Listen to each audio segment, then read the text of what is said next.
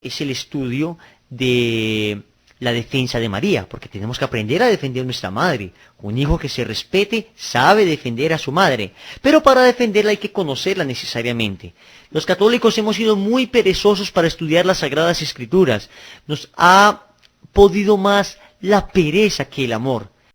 En el Evangelio de San Mateo aparece la Virgen María y lo mismo en el de Marcos. Lo que pasa es que no nos podemos detener demasiado, pero hay pasajes preciosísimos que hablan de la Virgen María. Por ejemplo, Mateo 1:18 o Mateo 13:55 o Marcos 3:31. Son pasajes hermosísimos. Especialmente en Mateo 13:55, donde se preguntan acerca de la sabiduría de Jesús y dicen: ¿no es este el hijo del carpintero? Pero si su madre es María y sus hermanos son Santiago, José, Simón y Judas, sus hermanas también están todas entre nosotras. Entre nosotros, ¿no es cierto? ¿De dónde entonces le viene todo esto? Ellos se escandalizaban y no lo reconocían. Palabra de Dios. Te alabamos, Señor. De este texto bíblico y de algunos otros se pegan los hermanos protestantes para decir que María tenía más hijos. Exacto, sí. Esto es una locura, porque los que leen este texto bíblico no entienden que la palabra hermanos en el hebreo tiene una connotación completamente distinta a la palabra hermanos en español. Ajá. Al punto que no había palabra para designar hermano de sangre en esa época en el hebreo. Todas las palabras que se referían a hermanos, que en griego se dice ajá o aja, es palabras que se refieren a parentesco, a parientes, pero no necesariamente hijos de la misma madre. Eso lo podemos ver en el Génesis, cuando en el capítulo 12, versículo 5, lo dice: Abraham tomó a su esposa Sarai y a Lot, hijo de su hermano. Por consiguiente era su sobrino, ahí está claramente. Pero si pasamos a Génesis 13:8, dice lo siguiente: Así pues, Abraham le dijo a Lot: Mira, es mejor que no haya peleas entre nosotros, ni entre mis pastores y los tuyos, ya que somos hermanos. Esa palabra hermanos, pues no cabría allí si es que sabíamos que eran tío y sobrino. Entonces noten que de ninguna manera se está diciendo que la Virgen María haya tenido más hijos. María no podía tener más hijos porque la señal del Mesías era la virginidad. Ujú. Además, porque si todos somos hijos de Dios, ¿qué vendríamos siendo? Pues hermanos, ¿no? También en esa connotación se llama hermanos entre ellos mismos, y muchos de nosotros nos llamamos hermanos. Y en el Evangelio, cuando vamos a misa, en la misa escuchamos que en la lectura de San Pablo se dice hermanos, tal cosa. Hasta los protestantes se llaman a sí mismos hermanos. Quiero que veamos que en los Hechos de los Apóstoles la Virgen María también está. Miren cómo ha estado en todo el Evangelio, miren cómo ha estado en el Antiguo Testamento, miren cómo están los Hechos de los Apóstoles. En todas partes está la Virgen María. Dice Hechos 1:14, todos ellos perseveraban juntos en la oración en compañía de algunas mujeres, de María, la madre de Jesús, y de sus hermanos. Palabra de Dios. Te alabamos, Señor. Perseveraban junto con María y otras mujeres. Miren que a María la clasifican distinto de las otras mujeres. No dicen simplemente con unas mujeres y ya, no. Dicen con unas mujeres y María, porque María era una persona importante en la iglesia primitiva. Por supuesto, era la madre de Jesús. Claro. Imagínense ustedes si ella estuviera con nosotros ahora. Inmediatamente le preguntaríamos: bueno, mamá, a ver, cuéntanos cómo fue Jesús, qué hacía Jesús, en fin. Y María estaba con sus apóstoles, con los apóstoles de Jesús, alentándolos para que no cayeran después de que Jesús había subido a los cielos. Y dice que también estaba con sus hermanos, pero ya sabemos qué significa esa palabra. Esto fue justo antes de Pentecostés. María también estuvo en Pentecostés. Sí. Señores, María estuvo en los hechos importantes de Jesús y de la iglesia naciente.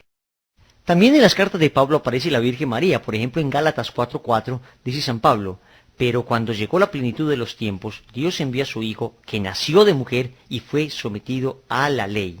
Palabra de Dios. Te alabamos, Señor. Ahí está. Dios envió a su Hijo, nacido de mujer. Miren que está la obra de la redención, porque Dios lo envió en la plenitud de los tiempos. Está su Padre, que es Dios. Está su Madre, que es María. Y está la ley. Está todo el compendio de la salvación. Jesús, que viene de parte de Dios, nace de la Santísima Virgen María, o sea que es Dios y hombre, y que viene a plenificar la ley. Viene a cumplir la ley, es decir, a darle perfección a la ley. Finalmente aparece la Virgen María en Apocalipsis 12:1. Esta mujer indiscutiblemente es María. Algunos la han reconocido con la iglesia, pero puede ser aplicado a la iglesia. Aunque puede ser aplicado a la iglesia, se refiere específicamente a la Virgen María. Claro. Ya que si leemos un versículo antes, es decir, en Apocalipsis 11, 19, dice lo siguiente. Esta mujer es el arca de la alianza, que estaba perdida para Israel, pero que ahí Juan, en el Apocalipsis, la ha visto. Es María indiscutiblemente, el arca de la nueva alianza. Además, porque María es la que da a luz a Jesús, no la iglesia propiamente. La iglesia no da luz a Jesús. Y aunque María naturalmente no sintió dolores de parto, porque eso era una consecuencia del pecado, y María no tuvo pecado, María sí sufre con dolores de parto para dar a luz a Jesús en la humanidad hoy día, en los corazones de la humanidad. Porque hay personas que no quieren aceptar a Jesús. Y eso para Jesús y para María son dolores como de parto. Noten que acá no está hablando del nacimiento natural, porque está hablando de cosas del cielo. Una mujer vestida del sol, la luna bajo sus pies, corona de estrellas sobre su cabeza, una señal en el cielo. Dense en cuenta que todo es de cosas celestiales, y ese dolor también es un dolor celestial, no físico, y es el dolor de dar a luz a Jesús en la humanidad. Con respecto a este tema de apologética mariana, uno de los mayores ataques de los hermanos protestantes es el de la adoración. ¿Realmente adoran los católicos a María? Los católicos no adoramos a María, nunca lo hemos hecho y nunca lo haremos. Quien diga que adora a María no conoce la doctrina de la Iglesia a ese respecto y no es católico definitivamente. Es decir, a María la Iglesia nunca la ha adorado. Es más, reto a cualquier hermano protestante que me muestre un solo texto eclesial donde se diga que podemos adorar a la Virgen María. Me refiero a un texto con autoridad verdadera. Ahora, si algún sacerdote o alguna monjita alguna vez llegó a decir eso, pues eso es una barbaridad y es una herejía, y obviamente eso es aberrante. Pero la Iglesia formalmente, en su doctrina, nunca tiene que se adore a la Virgen María. A la Virgen María se le venera.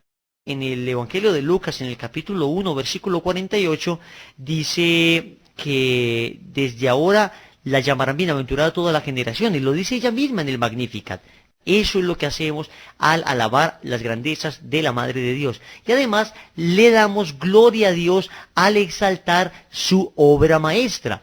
Es decir, si un artista ve que alguien está admirando su pintura y la está alabando y está diciendo qué belleza de pintura, ¿crees que le daría rabia a Yusi? No, para nada. De ninguna manera, porque el alabar la pintura es indirectamente alabarlo a él, que fue el que la creó. No podemos alabarla, llamarla bendita, llamarla gloriosa, quererla mucho, porque es la Madre de Dios y es obra maestra de la creación. Pero hay algunos que dicen que María solamente fue madre de Jesús hombre. ¿Qué tenemos para decir entonces sobre esto? Verás, desde el siglo III, Orígenes, quien fue un cristiano muy prominente, decía que María era la Theotokos, que quiere decir la Madre de Dios en griego, ¿no? Theotokos es Madre de Dios en griego. Ya desde el siglo III se le estaba llamando a María sin ningún temor Madre de Dios.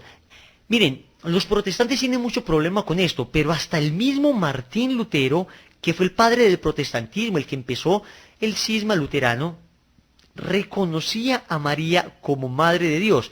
Él tiene un comentario al Magnificat, se llama Das Magnificat, donde dice lo siguiente: al llamar a María Madre de Dios, se compendia todo su honor, y nadie puede decir algo más grande, aunque tuviera tantas lenguas como las hojas o plantas de hierba que existen, como estrellas en el cielo o arenas en el mar. Esto, repito, no lo escribió un padre de la Iglesia Católica, no, es el mismo Martín Lutero, fundador del protestantismo, en su comentario al Magnificat, después de ser protestante ya. Sí. Oh, Jesús es una sola persona, pero tiene dos naturalezas. Sí, ¿qué son cuáles? La humana y la divina. Jesús es una sola persona, repito, pero tiene dos naturalezas, la humana y la divina. Ahora bien, la Madre de Dios se le dice así a la Virgen María porque dio carne a la segunda persona de la Santísima Trinidad, que es Jesús, pero ella es madre de la persona de Cristo, que tiene dos naturalezas. Ella no es madre de una naturaleza específicamente. O sea, María no es madre simplemente de la naturaleza humana de Cristo y la naturaleza divina la deja por allá, porque una madre es madre de la persona, no de la naturaleza que tenga. Sí. El que diga que María no es madre de Dios es un hereje, formalmente un hereje, porque está diciendo que Jesús no es Dios. Si María es solamente madre de Jesús hombre, entonces Jesús no es Dios. Así de fuerte es esto. Bueno, pero otro de los temas muy discutidos, o más bien discutidos no, con los que tratan de confundirnos es con la virginidad de María. Ya sabemos que ella tuvo la concepción inmaculada, pero ¿fue siempre virgen ella? ¿Después de Jesús también? Claro que sí, la Virgen tiene lo que llamamos como una virginidad perpetua. Virgen antes, durante y después del nacimiento de Jesús. Esto es inaceptado por muchas personas, pero no porque tengan los suficientes argumentos, sino porque en medio de su ignorancia no pueden demostrarlo. Sí. Entonces es más un caso de una ignorancia culposa que como tal un argumento o una serie de argumentos que puedan justificar lo que ellos dicen.